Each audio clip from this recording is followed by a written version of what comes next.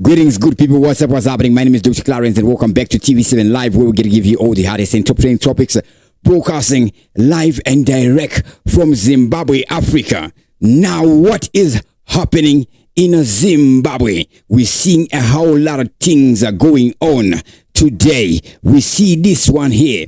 President Emmerson Mnangagwa is facing legal troubles. He has been taken to court. By who, over what, and how serious is it? Yesterday, we saw this headline. Military tanks deployed in all major cities. That was yesterday.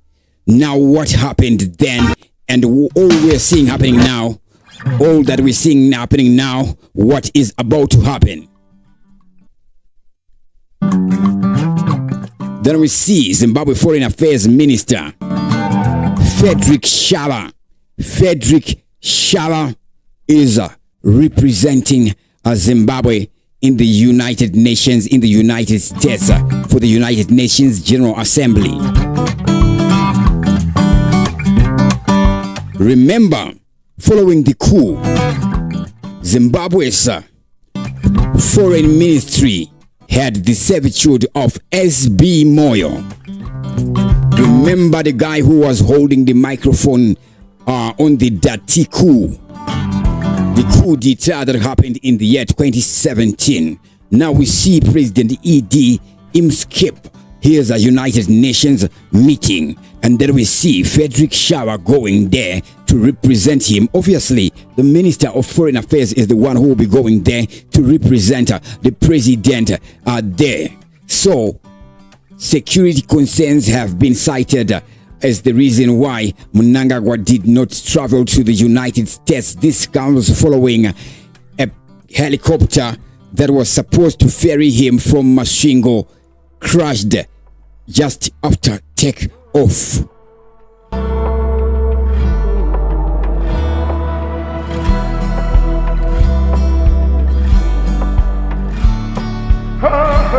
Enough respect to everybody who's watching us live right now. To those watching us live, you can write your comments in the top chat or in the super chat. That's how I can get to see your name, so I can give you my shout out.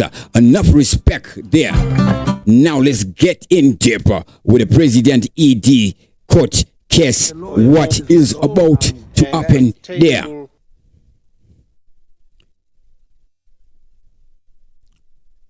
So before we go there, in fact, we're just gonna play a little bit of Facde Shava there in the United States of America. What is he speaking about? Sustainable future for all. The spirit of solidarity, which is at the center of multilateralism, is increasingly being discarded in favor of youth exception. It is therefore that remember and all active efforts to address challenges that are beyond the capacity of one state or even a group of states. Co-chairs, current global conflicts are stretching. Let me just rewind there a little bit. Enough respect to everybody who's watching us live. To those watching us live, you can write your comments in the top chat or in the super chat. That's how I can get to see your name, so I can give you my shout outs. Enough respect to Simbarashe, Maparara, Glotin Kiwani.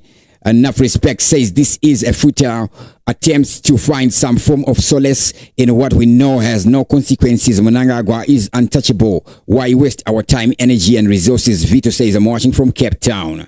For a more peaceful and sustainable future for all.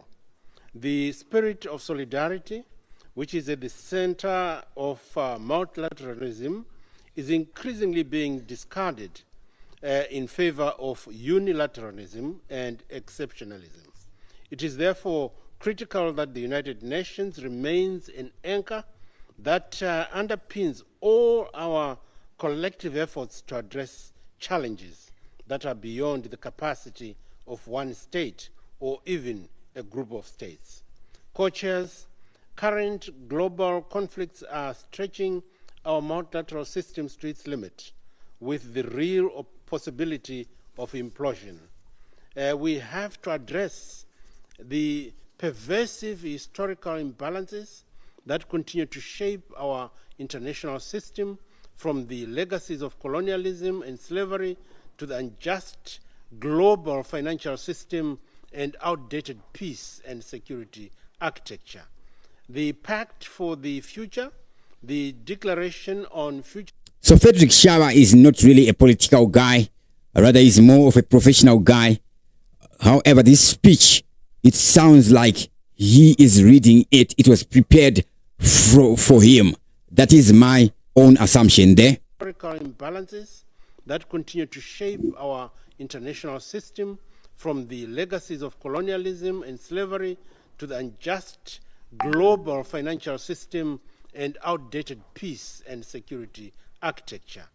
The Pact for the Future, the Declaration on Future Generations, as well as the Global Digital Compact, must enjoin us collectively to address the multifaceted challenges which transcend.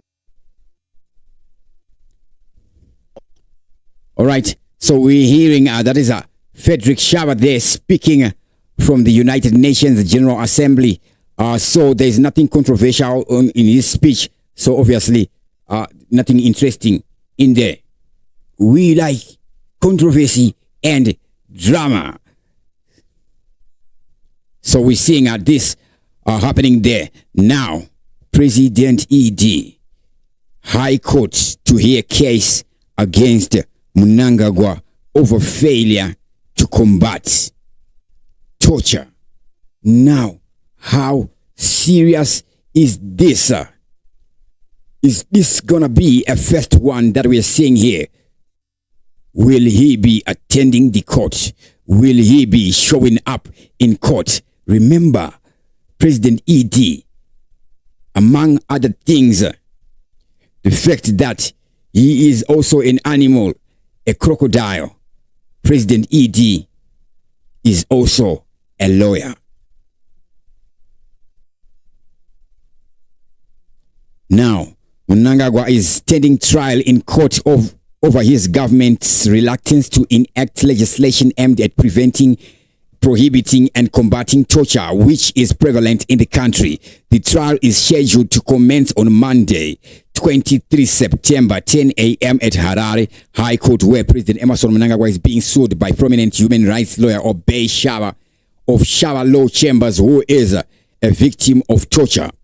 In an application filed at Harare High Court on 12 December 2023, Shava, who is represented by Facde Biti of Zimbabwe Lawyers for Human Rights, wants the court to compel President Mnangagwa and other respondents, namely Justice, Legal and Parliamentary Affairs Minister Honorable Ziambi, Parliament and the Zimbabwe Human Rights Commission, to accede and ratify the Convent on Against Torture and Other Cruel, Inhuman or Degrading Treatment or Punishment that was adopted by the United Nations General Assembly in December 1984 and which came into operation in June 1987. The human rights lawyer, who is a victim of torture, he was tortured by some unknown assailants in July 2023, argued that torture, violence, forced disappearances and abductions are widespread in Zimbabwe. Hence, President Mnangagwa must be compelled to accede to and deposit the necessary instruments of accession to the Convention Against Torture and Other Cruel, Inhuman or Degrading Treatment or Punishment with the United Nations and place the same ratification before Parliament within 12 months of the granting of the court order. He charged that President Mnangagwa's failure to accede to Convention Against Torture and Other Cruel, Inhumane or Degrading Treatment or Punishment is a breach of the Constitution and is also a violation of his right to equal protection of the law. codified by Section 56 of the Constitution and a breach of his right to constitutionalism and the rule of law guaranteed under Section 47 of the Constitution. Shava bemoaned the systematic pattern of enforced disappearances, abductions, torture and cruel and degrading treatment which several people, including himself, human rights defenders, opposition political party supporters, legislators and ordinary citizens have been subjected to, including being injected with unknown substances.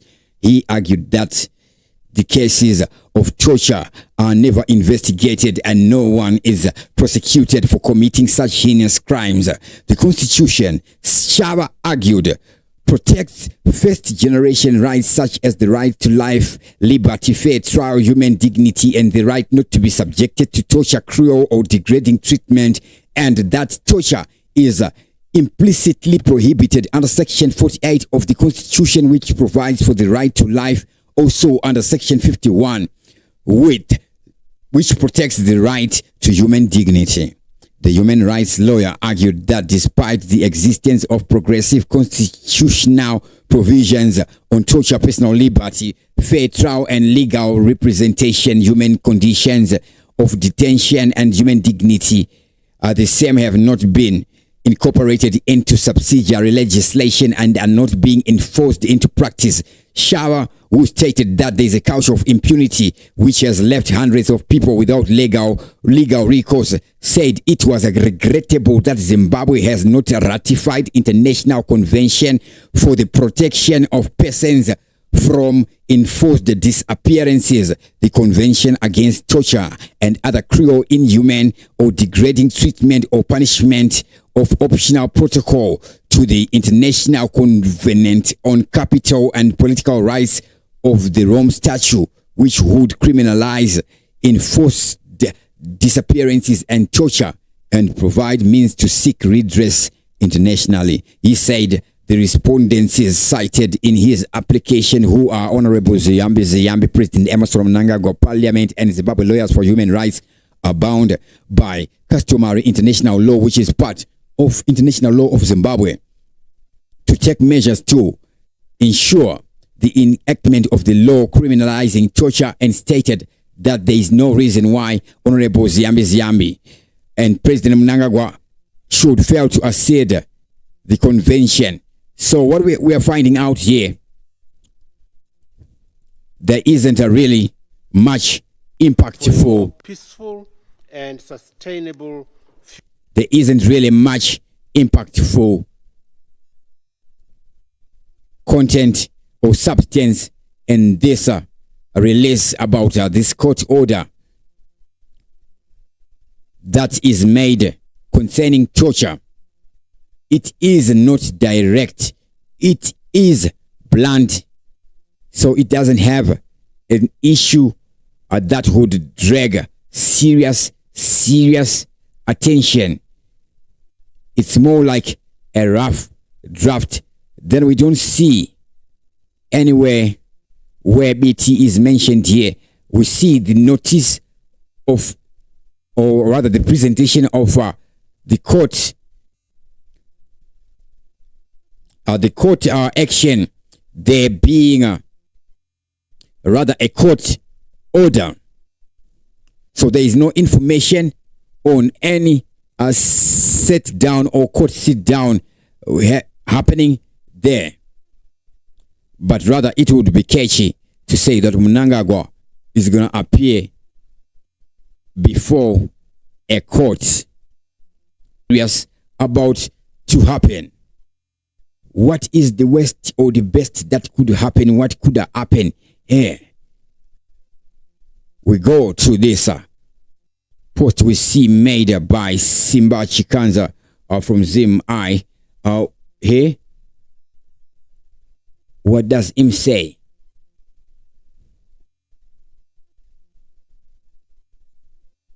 We see this one. Auxillia Mnangagwa evicts 500 villagers, right? Then we see Mnangagwa recruit 1,000 green bombers. Mnangagwa struggles to save a crumbling Zig. Mnangagwa ambushes Chiwenga. Mzambi exposes ZANU-PF insincerity on the Zige. Then we see Auxillia Mnangagwa grabs Mazoe Dam. What is happening here? Earlier on, we saw Prophet Ian Ndlovu issue a statement where he gives reference to what happened in Zimbabwe in the year 2017. Obviously, he was meaning Grace Mugabe. Are there any similarities between Auxillia Mnangagwa and Grace Mugabe? One similarity is that these guys are where Grace was involved in an orphanage. We see Auxillia involved in an orphanage again. Now then we see the article on military tanks are being deployed to all major cities has disappeared there. First Lady projects drain Harare. That was the cover page of the Newsday this morning. So there is a increased attention on the Mnangagwas. Increased attention on the Mnangagwas. Now, this one would be of interest. Reading Auxillia Mnangagwa grabs Mazoe Dam. What is happening here? What is mentioned here? President Emmerson Mnangagwa's wife Auxillia has targeted Mazoe and is evicting farmers from Arnold Farm who live near the water board. The victims are some villagers whom Grace also tormented. The villagers at Arnold Farm, popularly known as Manzou, were eventually saved by High Court order barring Grace from evicting them. The farm is opposite to Mazoe Dam, which is a tourist attraction. In 2017, somebody is quoted here saying, "In 2017, I was arrested and tortured after resisting a farm grab by former First Lady Grace Mugabe. So I pray that what happened then does not happen to me again," said one of the villagers who refused to be named. Innocent Dube, the spokesperson of the Arnold Farm Villagers Association, said they visited Mashonaland Central Provincial Affairs Minister Christopher Magogo, where they were told that they were going to be removed from the farm to pave way for the First Lady. "Our Provincial Affairs Minister told us they are looking for a place to put us as the First Lady wants the area. There are people who came and erected cabins and pegs saying they are from the First Lady's office. We have 5,000 villagers who are going to be affected if we are evicted." That is what we are seeing here. So it is a farm opposite Mazoe Dam there. 5,000 people. So 5,000 people are going to be moved over so that one person can take over. What is happening here? 5,000 for one. Oh my God. All right, let's say the person is a millionaire and the 5,000 people have only $1 each. Obviously, collectively, they are $5,000. But the value of humanity, the value of human dignity, it is priceless. Anybody can be anything and anybody can become anybody in life. So this is the details that we have here so far. Not much on that. However, it is really disturbing what we're seeing happening out there.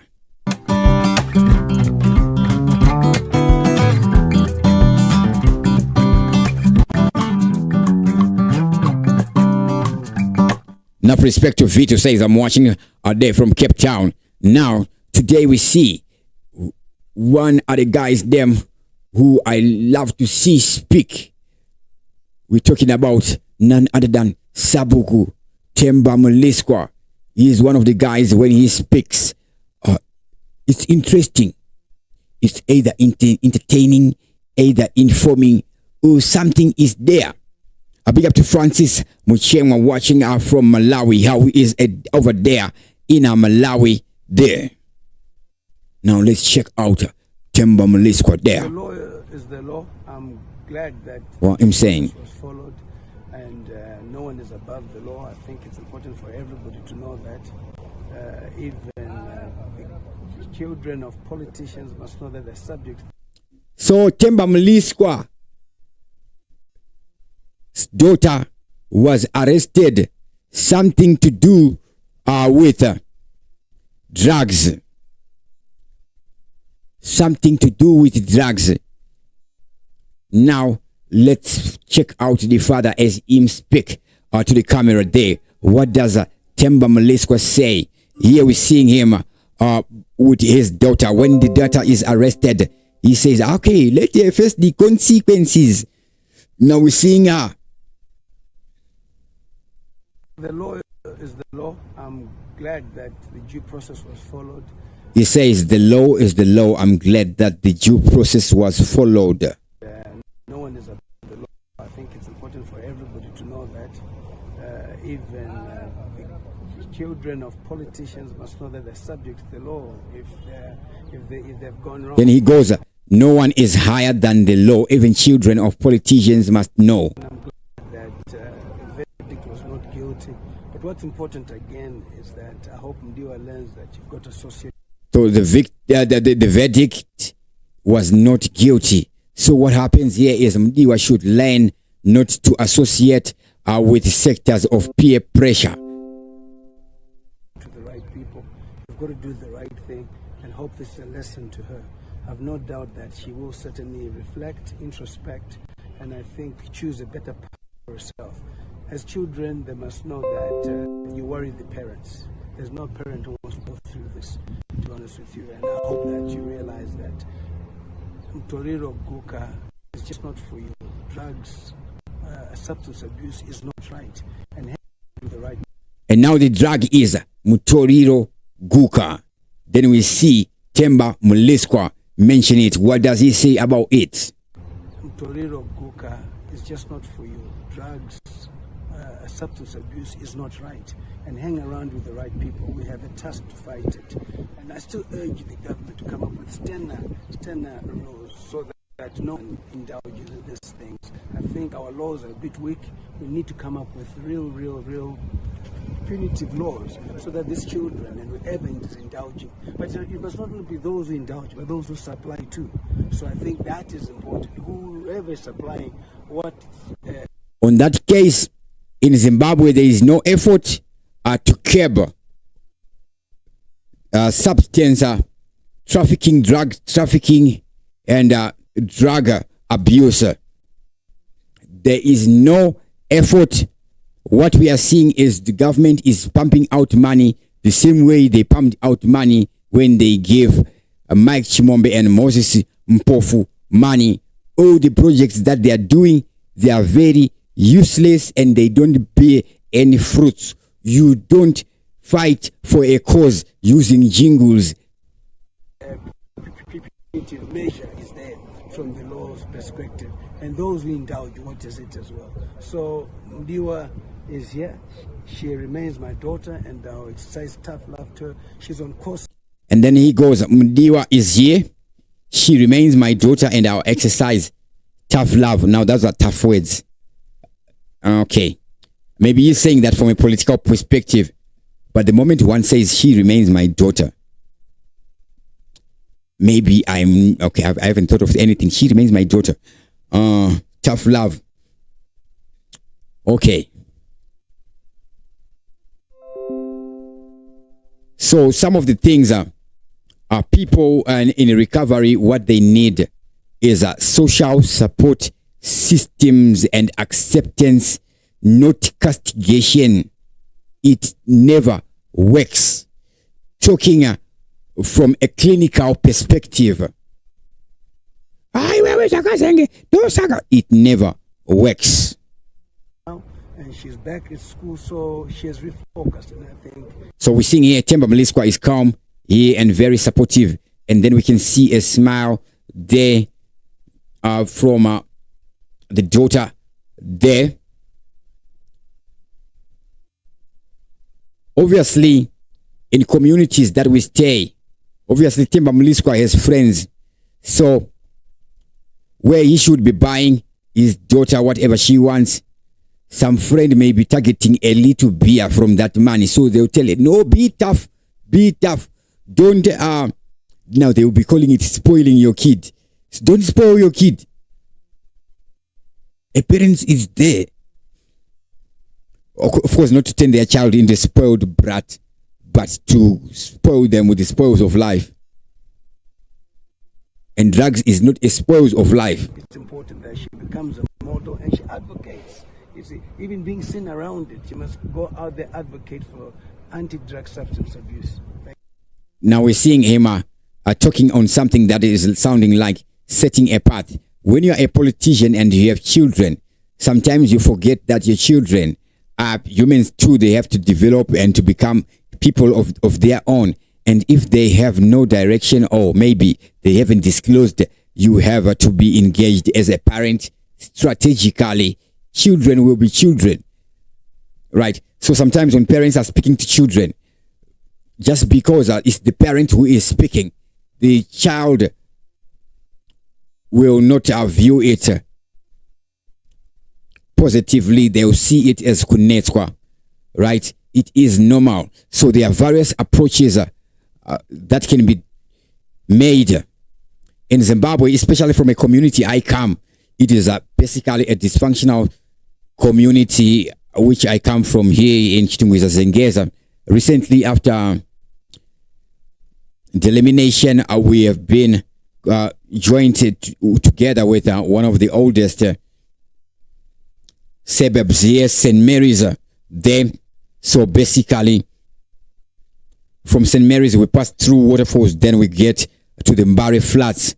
So we have dysfunctional societies, dysfunctional people engaged in various cultures which are alien to Zimbabwe. I don't know where they bought these cultures which have become rampant and rife in our societies, and Zimbabwe societies need a revival. We need a revival. And of course, as the government is working towards their Vision 2030, of course, they didn't provide the 2 million jobs as Zimbabwe, which will be a middle to upper middle class economy, is something that I pray for, and I'll be fighting for also in my own capacity. We have to lift the standards in our nation and improve things, because we are in a trance right now. Time will tell whether we are going or we're going to be going back to 2008. What I'm talking about is to my own calculations, which I cannot really speak in detail. But it's in the next 12 months. Either Zimbabwe, we're going to transcend up, or we're going to fall hard. If the people do not change. When I'm talking of if the people do not change, I'm talking of noticeable change. Noticeable change. Remember, there are patterns of the flow of economies, patterns of flow of societal development in our sociology, how a society develops, how an economy develops, how a people develops. We haven't gotten better as a people. We are getting worse. Now the zig is less than 5 months old already. It's gold, but it's gaining rust. No public trust. The only thing is gaining its rust. Why? One of the factors is obviously speculation, but the government, for the government to launch a new money, it should gain the people's trust. So this is a chance for whoever calls himself government, especially those who are power hungry, who want to be campaigning with the jobs that they are supposed to be doing, which they are in office for. Executing a job has nothing to do with the next election. Just do the job now.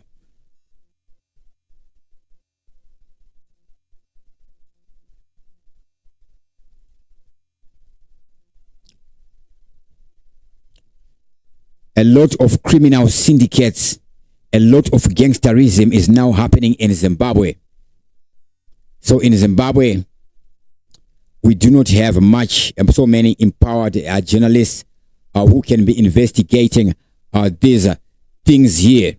So in Zimbabwe, because of the criminal activities, there is a lot of harassment. Personally, I'm being harassed by a bunch of cows who are head moralists, set to demoralize me and possibly drive me to death like they did to my father. So these guys want my literal blood, but basically, be them 50 or 100, they're just one head of cattle. So I do care about my personal liberty, but I'm just citing this to show that things are happening, things like that. I think we saw what happened to Mo Blessing Ali, the case that would lead to the arrest of Job Sikala, the gangsterism that was happening there. Now here, there's been underground gangsterism that I had never known of, which came to light to me in the year 2021 when COVID-19 begins, or rather starts spreading. Day one there, then we see the lockdown, etc., all those things. That's where I start to notice. Of course, when things intensify, you then start to notice. You know, I wouldn't mind a housefly or a mosquito or a cockroach, but when they become too much, they would require doom. So I'm not suggesting that I'll make people unalive. Obviously, should anybody try anything on me, I'll protect myself in whatever means with the maximum effort according to how I value my own life.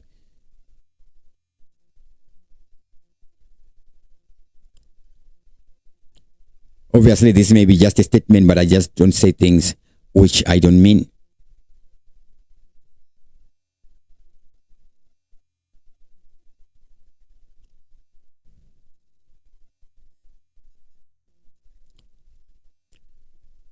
In the afternoon, there is this story where Kenyans are caught at Zimbabwe border. One of them had a Zimbabwean passport.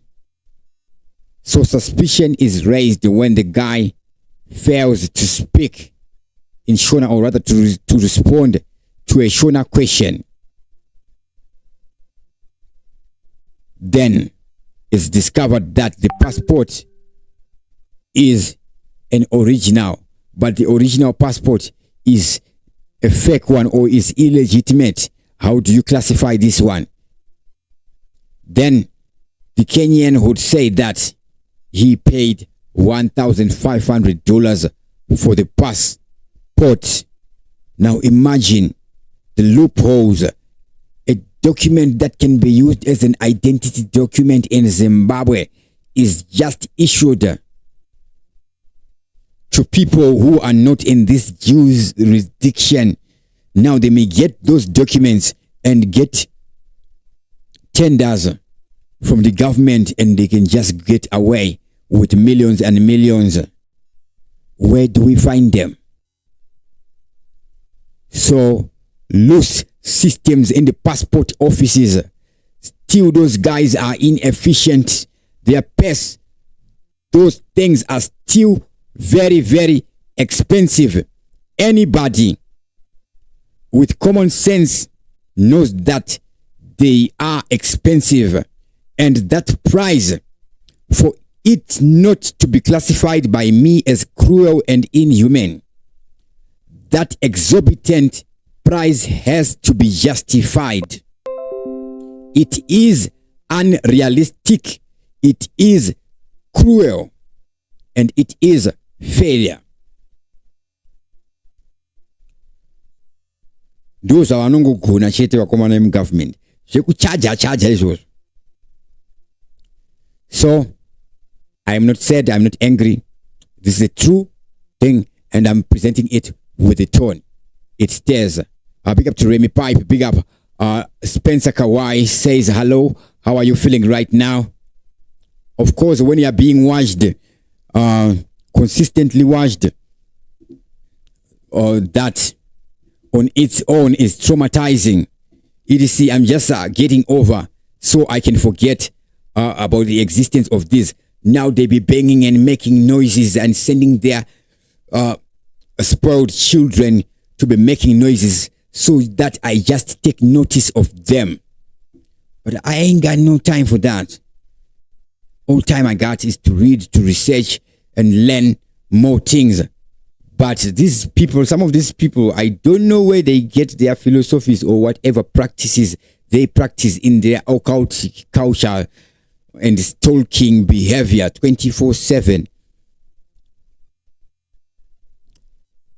Sometimes I think it's the type of of the people that they are so uneducated that when they hear that follow the footsteps, they will follow you where you have stepped your foot, and they pick the soil where your foot would have stepped there. Then they roast the soil in the pan. No. Follow the footsteps of the steps of whatever you want to be doing. Is it a cake cookbook, or you want to be following a recipe? But I feel sometimes miseducation is a recipe for disaster. Big up to Lillian Mark watching from Botswana, Francis Muchema watching from Malawi, Dumisane Ngongo watching from Hiddersdale, Acacia. Enough respect to everybody who was watching us live right about now. So I'll be back again at 11 p.m. With this story of military tanks being deployed in major cities. What happened there, if anything happened? Yes, of course, in the political fraternity, something is happening. Remember the recent poster on X.com by ZANU-PF chairperson, none other than a comrade Opa Muchinguri, who is the Minister of Defense also. So we did a video on that one. You can check that one out. I think it's the third from this video there. If you check TV7 Live, under the live, you can just type youtube.com/TV7 Live Africa. Then you find a TV7 Live, or you just search at Dr. Clarence TV7 Live. That's how you can find the channel. Sometimes it may be difficult to find the channel in the application or under subscriptions. So sometimes you just gotta search it there. Anyways, enough respect to everybody who was watching us live. Thank you guys for supporting TV7 Live. Bear with me, guys, as I be improving. Yes, the trauma and the exhaustion is very, very real. So I'm going to be seeking legal remedy. If there are any lawyers who are willing to help me sue these guys for the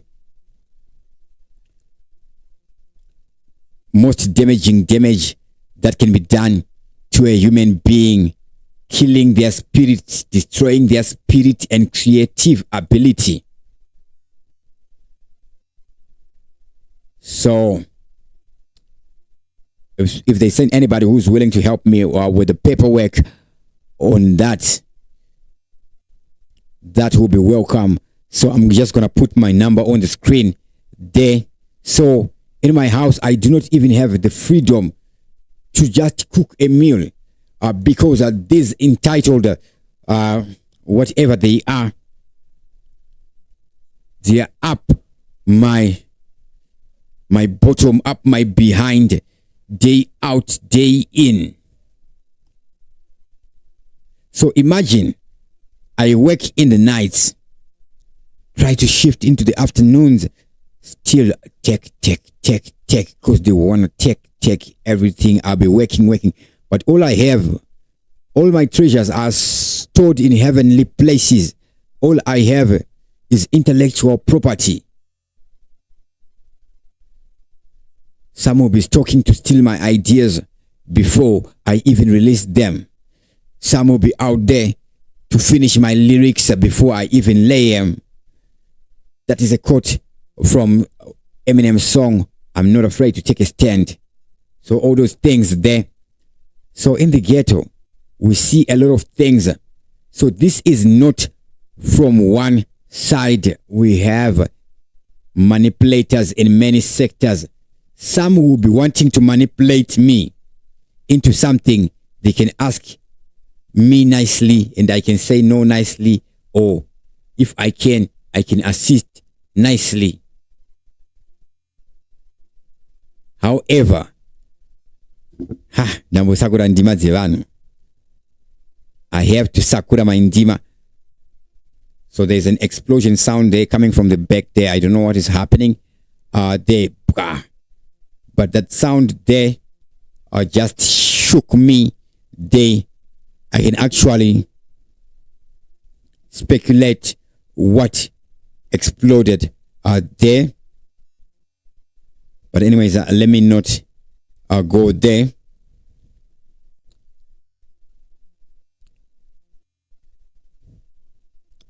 It may be some wet towel hitting a rubber thing there.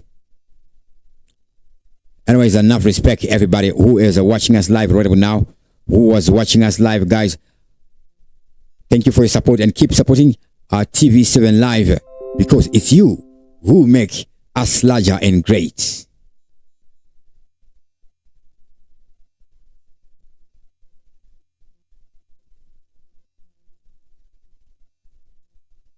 So my number is on the screen there.